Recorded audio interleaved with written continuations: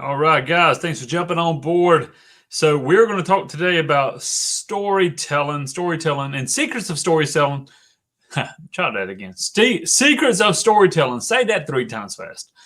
Secrets of storytelling to sell your coaching, to sell your marketing, whether you're a coach, consultant, course creator, whatever you're doing. How do you sell using stories? We hear this a lot. We hear people talk about it a lot. But why does storytelling really hold such a powerful impact? Why is it really so important? And we're going to talk about that today in this program. So just hang tight with me, guys. I'm going to make sure we're live on a couple of different channels. So we should be on YouTube. We should be on Facebook.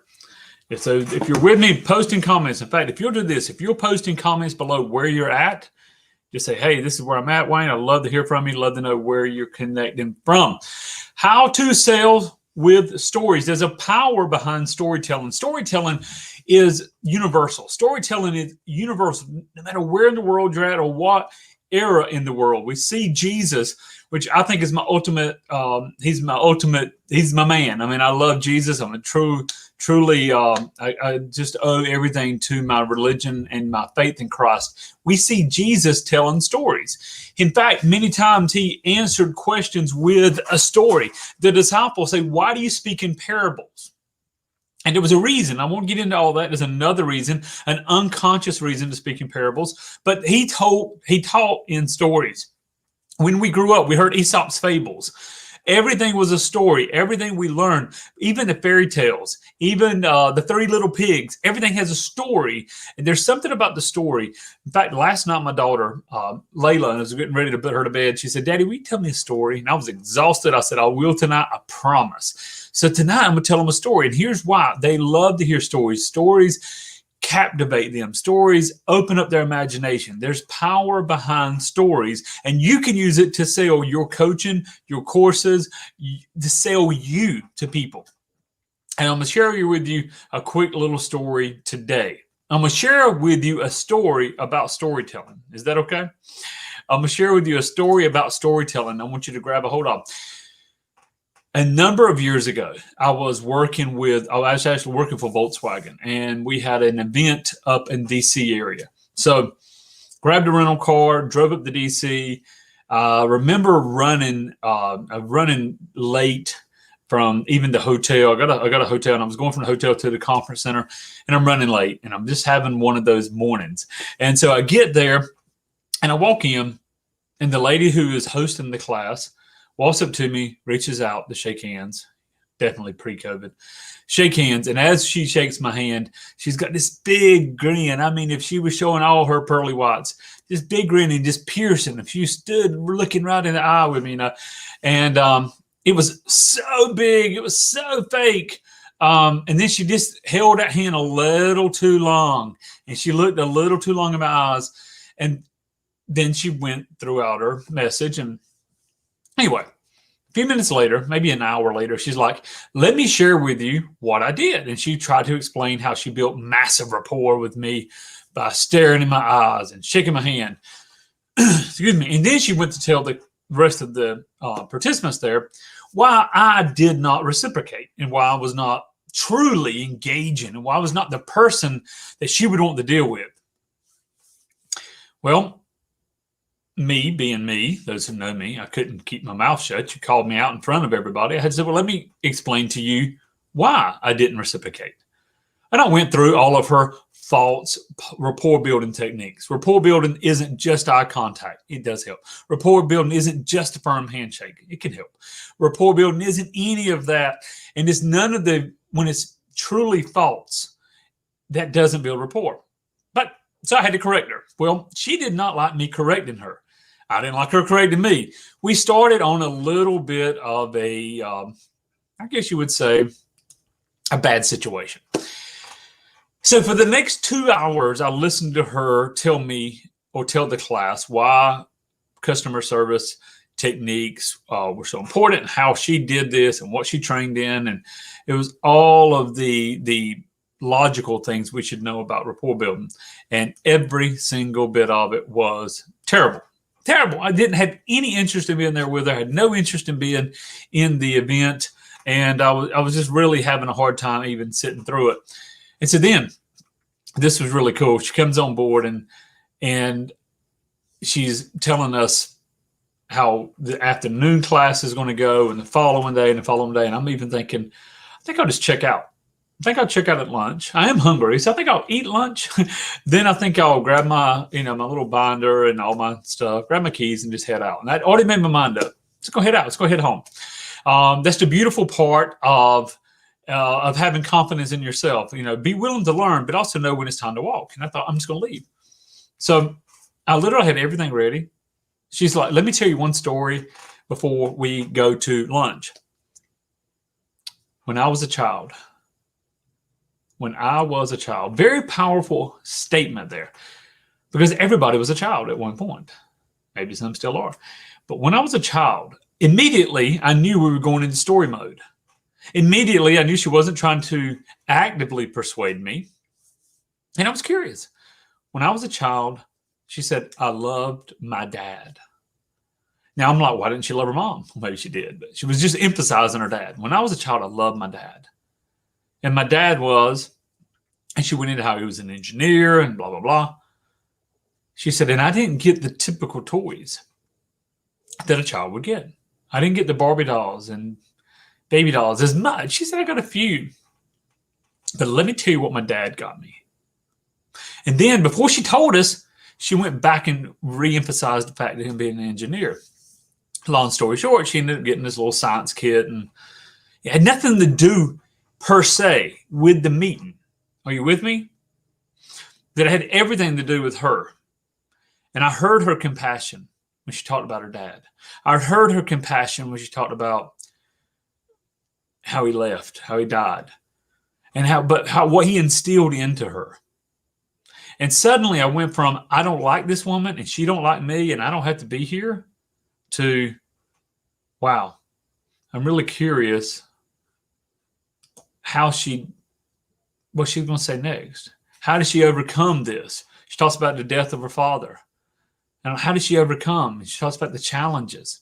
So we're there for customer service. But she's telling a story that seems off topic, but it wasn't. She circled back very well. But the key is storytelling works because storytelling truly grabs a person, their imagination. See, I laid down my resistance. I laid down my resistance if I don't like her. And in the beginning, I was still looking, even in the story of why I didn't like her. But I laid that down. I became curious about her. And then I felt compassion towards her. Are you with me? And then all of a sudden, I wanted to hear what she had to say next. And then several things, even though I disagreed with her approach, I saw why she had that approach. Does that make sense? I disagreed with her approach to building rapport as she thought that she was doing, but I saw her understanding, and I was able to work within that. I was able to open up and lay my differences aside and decide I want to learn from this person. I want to work with this person. And in doing such, I was able to gain a lot of information over the next few days. Actually, a lot of information. And I even told her, I said, listen, I think earlier I was a little rough with you maybe. I didn't agree with what you said. And here's why I didn't agree with you. And I was able to give my opinion. I said, but your story that you told made me see you as a person, made me see you through a lens of compassion instead of a lens of an enemy even. I said, so I want to say thank you for sharing the story. I want to say thank you for bringing the content. I believe what you did initially was absolutely incorrect. It was terrible. But I said, I believe your intent was proper. And see, that's the key. Storytelling lowered my resistance. Storytelling lowers the resistance of other people. And there's a formula. There's a framework. We're not going to get into it now. I just wanted to really give you the importance of storytelling. But I truly use storytelling in counseling and therapy. I use storytelling in coaching. I use storytelling when I'm selling coaching. When somebody tells me their story. One of the greatest ways to get somebody to tell you a story is to tell your story first. When I was a child, it's all she needed to say, when I was a child. And it immediately shifted me from analytical into listen. From I'm ready to fight her to listen. From I'm ready to grab my keys and leave to listen. When I was a child, what happened when you were a child? Curiosity came in.